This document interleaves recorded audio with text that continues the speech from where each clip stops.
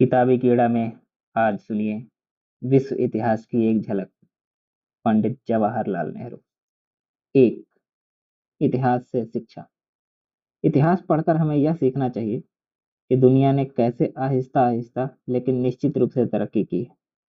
दुनिया के आरंभ के सरल जीवों की जगह पर अधिक उन्नत और पेचीदा जीव कैसे आ गए और कैसे सबसे आखिर जीवों का सिरताज आदमी पैदा हुआ।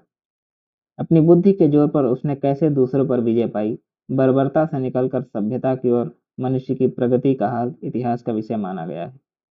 लेकिन कभी कभी हम इतिहास के लंबे जमाने पर नजर डालते हैं तो यह विश्वास करना मुश्किल होता है कि हम लोग बहुत सभ्य या उन्नत हो गए हैं।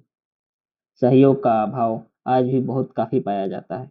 एक मुल्क या एक कौम दूसरे मुल्क और दूसरी कौम पर खुदगर्जी से आक्रमण करते हैं या सता रहे हैं।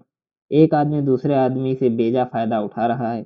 अगर करोड़ों वर्षों की तरक्की के बाद भी हम इतने पिछड़े और अपूर्ण हैं तो न जाने समझदार और वाजिब बात करने वाले आदमियों की तरह व्यवहार करना सीखने में हमें और कितने दिन लग जाएंगे। कभी कभी हम इतिहास के उन बीते हुए जमानों के बारे में पढ़ते हैं जो हमारे जमाने से बेहतर मालूम होते हैं और अधिक संस्कृत और सभ्य भी जान पड़ते हैं। इससे में यह शक होने लगता है कि हमारी दुनिया आगे बढ़ रही है या पीछे हट रही है। गुजरे हुए जमाने में खुद हमारे देश में भी ऐसे ही उज्जवल युग जरूर बीते हैं जो हर हालत में वर्तमान से बहुत अच्छे थे। यह सच है कि भारत, मिस्र, चीन, यूनान वगैरह बहुत से देशों से पुराने इतिहास में उज्जवल युग हुए हैं। इन मुल्कों में बहुत से बाद में पिछड़ गए और गिर गए, लेकिन फिर भी हमें हिम्मत न हारनी चाहिए। दुनिया एक बहुत बड़ी जगह है और थोड़े वक्त के लिए किसी मुल्क के चढ़ाव और उतार की सारी दुनिया पर कोई ज्यादा असर नहीं पड़ता। आजकल बहुत से लोग हमारी महान सभ्यता की और विज्ञान के चमत्कारों की डींग मारते रहते हैं। इसमें शक नहीं कि विज्ञान ने बहुत से चमत्कार किया है, लेकिन बड़े बड़े वैज्ञानिक हर तरह इज्जत के योग्य हैं। लेकिन जो डींग मारते हैं वे अक्सर बड़े नहीं हुआ करते।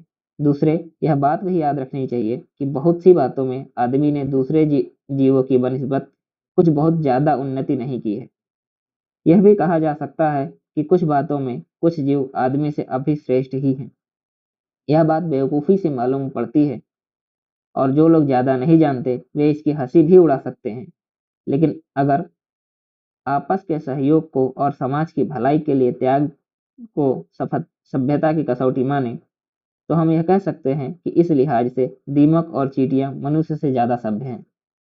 संस्कृति की हमारी एक पुरानी पुस्तक में श्लोक है जिसका अर्थ है, कुल के लिए व्यक्ति को, समाज के लिए कुल को, देश के लिए समाज को और आत्मा के लिए सारी दुनिया को छोड़ देनी चाहिए। आत्मा क्या चीज है, इसे हम में से न कोई समझता है और न बता सकता है, और हर एक आदमी आत्मा का अर्थ अपने अपने ख्याल के मुताबिक अलग अलग किया करता है। लेकिन संस्कृत का यह श्लोक हमें उसी सहयोग की और सार्वजनिक हित के लिए त्याग करने की शिक्षा देता है। हम भारत के लोग असली महानता के इस राजमार्ग को बहुत दिनों पहले ही भूल चुके हैं, इसलिए हमारा पतन हुआ। लेकिन ऐसा मालूम होता है कि अब फिर हमें उसकी झलक दिखाई देने लगी है और सारे मुल्क में जागृति की लहर लहर दौड़ रही है। 2, एशिया और यूरोप। तुम्हें यह जानना दिलचस्प लगेगा कि भारत में इन पिछले वर्षों में एक बहुत प्राचीन सभ्यता के चिन्ह खोजे खोजे गए हैं। ये चिन्ह उत्तर पश्चिम भारत में मोहनजोदड़ो नाम की जगह के आसपास पाए गए हैं। करीब 5000 वर्ष पुराने इस खंडहरों को लोगों ने खोदा। वहां प्राचीन मिस्र की सी मोमियाई भी मिली हैं।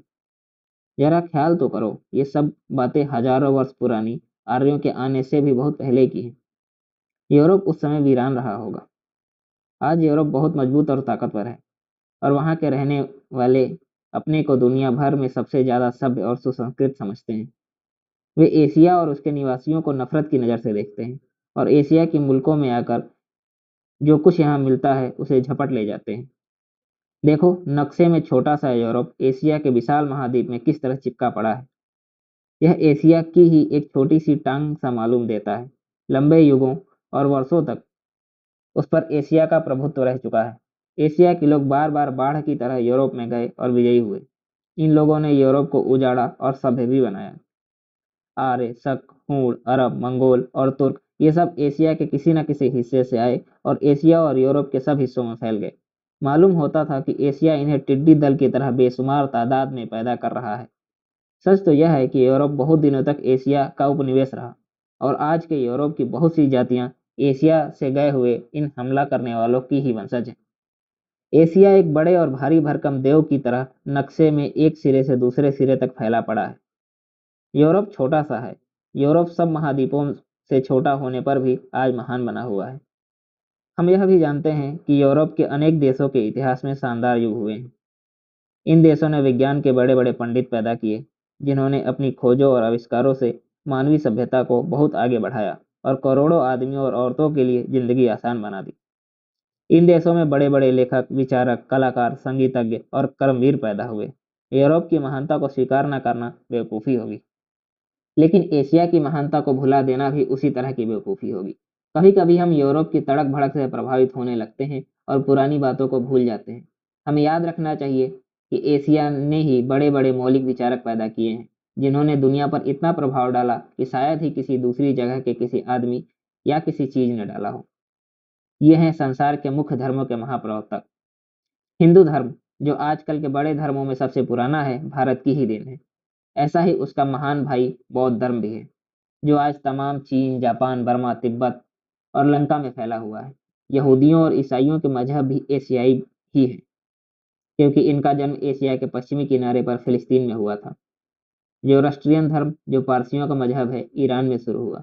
और यह तो तुम जानती ही हो कि इस्लाम के पैगंबर मोहम्मद अरब में मक्का में पैदा हुए थे। कृष्ण, बुद्ध, जरथुष्ट, ईसा, मोहम्मद और चीन के महान दार्शनिक कन्फ्यूशियस और लाओत्जे वगैरह एशिया के बड़े बड़े विचारकों के नामों में शामिल हैं।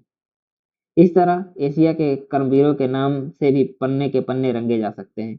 हमारा यह पुरातन महाद्वीप प्राचीन काल में कितना महान और सजीव रहा है। 3. पुरानी सभ्यताएं और हमारी विरासत। प्राचीन सभ्यता ने मिस्र में और क्रीट के प्राचीन नगर नौसास में और उस मुल्क में जो आज इराक या मेसोपोटामिया कहलाता है, तथा चीन, भारत और यूनान में पहले पहल जन्म लिया।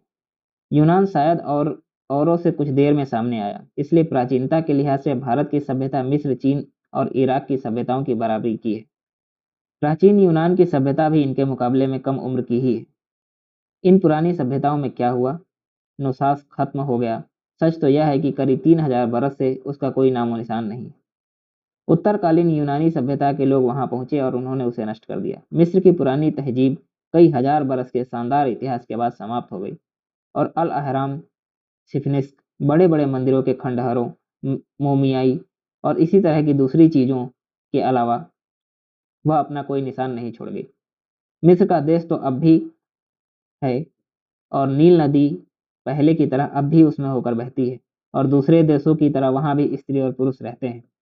लेकिन इन नए आदमियों को इनके देश की पुरानी सभ्यता से जोड़ने वाली कोई कड़ी नजर नहीं आती।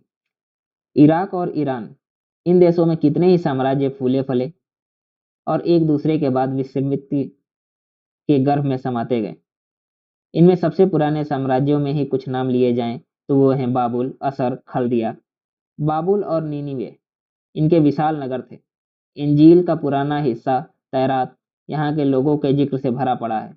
इसके बाद भी इस भूमि में दूसरे साम्राज्य फूले फले और मुरझा गए। अलिफ लैला की माया नगरी बगदाद यही है। लेकिन साम्राज्य बनते और बिगड़ते रहते हैं और बड़े से बड़े और अभिमानी से अभिमानी राजा और सम्राट दुनिया के रंगमंच पर सिर्फ थोड़े ही अरसे के लिए अकड़ के साथ चल पाते हैं, पर सभ्यताएं कायम रह जाती हैं। लेकिन इराक और ईरान की पुरानी सभ्यताएं मिस्र की पुरानी सभ्यता की तरह बिल्कुल ही खत्म हो गई। अपने पुराने दिनों में यूनान सचमुच महान था। आज भी लोग उसकी शान शौकत का हाल अचरज के साथ पढ़ते हैं। आज भी हम उसकी संगमरमर की खूबसूरत मूर्तिकला देखकर स्तंभित और चकित हो जाते हैं और उसके पुराने साहित्य के उस अंश को जो बच गया है, श्रद्धा और आश्चर्य के साथ पढ़ते हैं। कहा जाता है, और ठीक ही कहा जाता है, कि मौजूदा यूरोप कई बातों में यूनान का बच्चा है, क्योंकि यूरोप पर यूनानी विचार, यूनानी तरीकों का गहरा असर पड़ा है। लेकिन यह यूनान आज यूरोप के दक्षिण पूर्व में एक छोटा सा मुल्क भर रह गया है। मिस्र, नौसास, इराक और यूनान ये सब खत्म हो गए। इनकी सभ्यता की हस्ती भी बाबुल और निनिवे की तरह मिट गई। तो फिर इन पुरानी सभ्यताओं के बाकी दो साथी चीन और भारत का क्या हुआ? दूसरे देशों या मुल्कों की तरह इन दोनों देशों में भी साम्राज्य के बाद साम्राज्य कायम होते रहे। यहाँ भी भारी तादाद में हमले हुए, बर्बादी और लूटमार हुई। बादशाहों के खानदान सैकड़ों बरस तक राज करते रहे और फिर इनकी जगह पर दूसरे आ गए। भारत और चीन में ये सब बातें वैसी ही हुई जैसे दूसरे देशों में। लेकिन सिवाय चीन और भारत के किसी भी देश में सभ्यता का असली सिलसिला कायम नहीं रह सका। सारे परिवर्तनों, लड़ाइयों और हमलों के बावजूद इन देशों में पुरानी सभ्यता की धारा अटूट बहती आई है। यह सच है कि ये दोनों अपने पुराने रुतबे से बहुत नीचे गिर गए हैं और इनकी प्राचीन संस्कृतियों के ऊपर ढेर की ढेर गर्द और कहीं कहीं गंदगी लंबे अरसे से जमा होती गई है। लेकिन ये संस्कृतियां अभी तक कायम हैं और आज भी वही भारतीय सभ्यता, भारतीय जिंदगी का आधार है। अब दुनिया में नई हालातें पैदा हो गई हैं। भाप से चलने वाले जहाजों, रेलों और बड़े बड़े कारखानों ने दुनिया की सूरत बदल दी है। हो सकता है, बल्कि वास्तव में संभव है, कि वे भारत की भी काया पलट कर दें, जैसा कि वे कर भी रहे हैं। लेकिन भारतीय संस्कृति और सभ्यता जो इतिहास के उदय काल से लेकर लंबे लंबे युगों को पार करती हुई वर्तमान काल तक चली आई है, कि इस लंबे विस्तार और सिलसिले का ख्याल दिलचस्प और बहुत ही आश्चर्यजनक है। एक मायने में भारत के हम लोग इन हजारों वर्षों के उत्तराधिकारी हैं। यह हो सकता है कि हम लोग उन पुराने लोगों के ठेठ वंशज हों जो उत्तर पश्चिम के पहाड़ी दर्रों से होकर उस लहलहाते हुए मैदान में आए जो ब्रह्मव्रत, आर्यव्रत, भारतवर्ष और उसके बाद हिंदुस्तान कहलाया।